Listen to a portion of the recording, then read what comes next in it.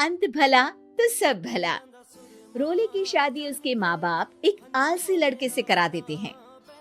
चलो, रोली की शादी हुई और हमने गंगा नहाई। और क्या, बेटियां तो होती ही हैं बोझ। हाँ, पर अब क्या चिंता, उतार तो दिया बोझ तुमने, अब वो लोग समझे। ससुराल में रोली का पति कहता है, देखो, मैं कोई काम नहीं करता, ये बात तुम्हारे मम्मी पापा को बता दी थी मैंने। अब जो किराया आता है दुकान का, उसी से घर का गुजारा करना है। कभी भूल से भी कोशिश ना करना किसी चीज की डिमांड की। क्या मम्मी पापा को पता था कि आप कोई काम नहीं करते? और क्या, बड़ा अच्छे से पता था। उन लोगों को तो तुम बोझ लगती थी, बोल रहे थे कि बस शादी कर लो और कोई मतलब नहीं है। रोली को ये सुनकर बहुत गुस्सा आता है, लेकिन करती भी तो क्या, क्योंकि वो जानती थी कि उसके माता पिता ऐसे ही हैं। जैसे तैसे रोली दिन काट रही थी। रोली को एक प्यारी सी बेटी होती है। धीरे धीरे वो बड़ी होती है और उसके साथ उसकी जरूरतें भी बढ़ती जाती हैं। सुनिए जी, अब तो सिमी बड़ी हो रही है, उसका स्कूल में दाखिला कराना है। मैंने अब तक तो जैसे तैसे समय काट लिया, लेकिन मैं बच्ची की परवरिश में कोई कमी नहीं रखूंगी। अरे क्या है यार, अब तो लगता है कोई ना कोई काम ढूंढना ही पड़ेगा। अब पति रोज काम की तलाश में जाता और बिना किसी काम के वापस आ जाता। रोली समझ जाती है कि पति के अंदर अब काम करने की क्षमता नहीं है। वो बेटी को उच्च शिक्षा देने के लिए कुछ करना चाहती थी, लेकिन करती तो क्या करती।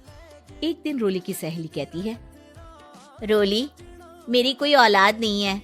अगर तू मेरी औलाद को जन्म दे तो मैं तुझे तेरे मुंह मांगे पैसे दूंगी। अरे, तेरी औलाद को मैं कैसे जन्म दे सकती हूँ? सरोगेसी से। बच्चा मेरा और वैभव का ही होगा, लेकिन कोख तेरी होगी। ये संभव है रोली। रोली कुछ सोचकर कहती है, मुझे मंजूर है, लेकिन मैं इसका 2 लाख रुपया लूंगी। अरे कोई बात नहीं, मुझे मंजूर है। रोली खुश हो जाती है कि एक बच्चा पैदा करने का उसे 2 लाख रुपया मिलेगा। वो घर आकर पति को बताती है, वो भी खुश हो जाता है। अब क्या था, डॉक्टर के पास जाकर सहेली का बच्चा रोली की कोख में पलने लगता है। मुझे 20,000 चाहिए मेरे बेटी के एडमिशन के लिए। हाँ हाँ ठीक है, मैं उसके एडमिशन से लेकर सारे खर्चे उसके अकाउंट में डाल रही हूँ। रोली की बेटी का एडमिशन हो जाता है। रोली को लगता है कि वो अब सब कुछ ठीक कर देगी। दिन और महीने आगे बढ़ते हैं। अब एक दिन, एक बात कहूँ जी, काश इस बच्चे को मैं रख पाती। मैं अब इससे काफी जुड़ गई हूँ। अरे यार, पता नहीं किसका बच्चा है, अपने पास है ना अपनी मुन्नी। हाँ, लेकिन अब मैं भी इस बच्चे से जुड़ाव फील करने लगी हूँ, लेकिन मैं ये जानती हूँ कि ये मेरा बच्चा नहीं है।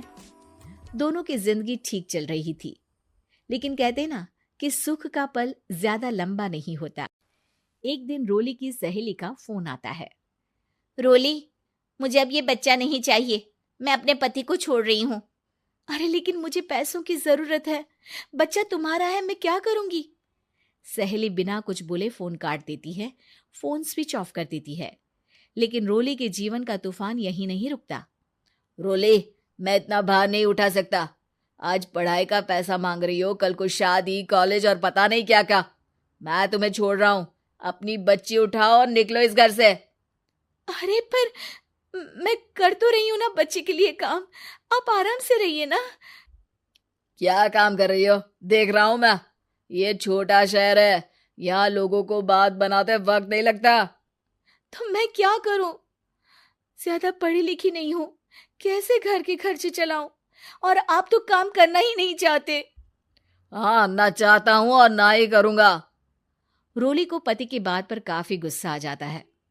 ठीक है, अगर मेरे जीवन में संघर्ष ही लिखा है तो वही सही। इस वक्त पति होने के नाते आपको मेरा साथ देना चाहिए था, लेकिन नहीं, आपने तो इस हाल में मुझे घर से बाहर निकालने की बात कह डाली। देखो, ये सारी फालतू की बातों के लिए वक्त नहीं है मेरे पास।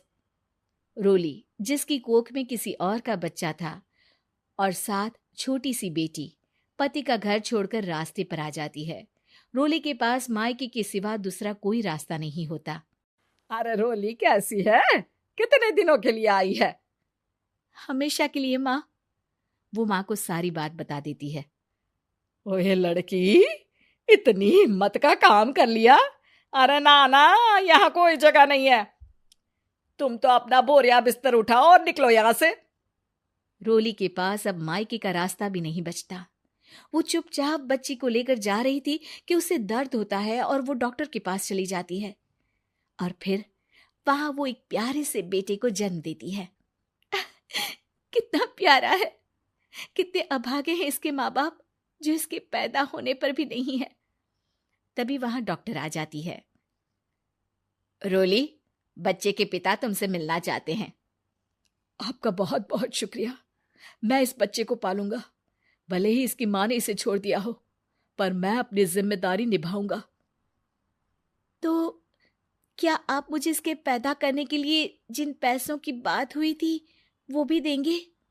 हाँ, और साथ ही आप चाहें तो मेरे घर में रहकर मेरे बच्चे की देखभाल भी कर सकती हैं। मैं उसके लिए आपको सैलरी दे दिया करूंगा। रोली को लगता है कि जैसे भगवान ने उसके लिए सुकून का रास्ता खोल दिया। वो अब मुकेश के साथ उसके घर चली जाती है, जहां रहकर वो उस बच्चे की देखरेख करती है। अब मुकेश के घर को रोली अच्छे से संभाल लेती है। उसके लिए खाना बनाने से लेकर बच्चों की देखभाल और घर की देखरेख। धीरे धीरे मुकेश को रोली से प्यार हो जाता है।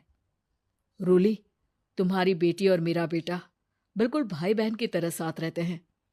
हाँ, आखिर है तो एक ही कोख के बच्चे, अटैचमेंट तो होगा ही ना। रोली, तुमने घर और मुझे दोनों को संभाल लिया। ये तो मेरा काम है। आपने भी तो मुझे छत दी जिससे मैं अपनी बेटी की पढ़ाई और भविष्य के लिए पैसे जोड़ सकूं। अब रोली, क्या तुम मुझसे शादी करोगी? अब मैं जानता हूं तुम्हारी भी शादी कुछ खास अच्छी नहीं रही। रोली को मुकेश की बात ठीक लगती है। वो उसे हाँ बोलने की सोच ही रही होती है कि उसके पहले पति का फोन आ जाता है। रोली, मैं बहुत परेशान हूं। मेरा एक्सीडेंट हो गया है। मैं चाहता हूं तुम वापस आ जाओ। रोली को पुराने पति की चिंता होने लगती है। वो सोचती है कि वो क्या कर रही थी।